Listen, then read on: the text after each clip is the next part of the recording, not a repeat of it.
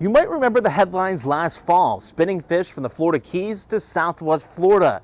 But the big question was, what was causing that? I'm Fox 4 meteorologist Andrew Shipley, and the answer to that question might surprise you. So many fish were affected. We had the sawfish, unfortunately, and the sawfish were dying.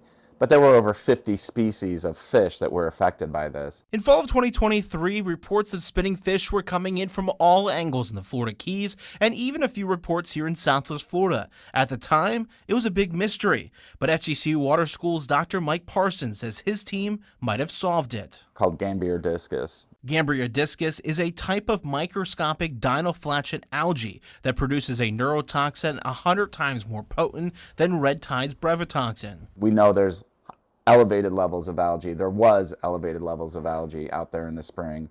We know they're producing these neurotoxins. We've measured all of this, and nothing else has panned out. Parsons believes the fish were then exposed to these neurotoxins through their gills they use to breathe. And so the water is exposed right to capillaries with their circulation system, and so it was going right into their bloodstream. Parsons also suggests that species like the sawfish could have been ingesting the toxins as well by eating exposed fish. Unfortunately, this neurotoxin likely led to the death of 10% of the remaining sawfish population, a population already on the verge of extinction with only about 500 left in the wild. Other really interesting part of this is it is not related to nutrients. That is unique because most of the recent harmful algal blooms are directly related to nutrient pollution. They're slow-growing algae. They're more like the turtles versus the turtle and the hare, race. So what caused the elevated levels of Gambia discus? That is a question Parsons and his team are still trying to answer. Did it have something to do with last summer's heat, because it was really hot for a really long time?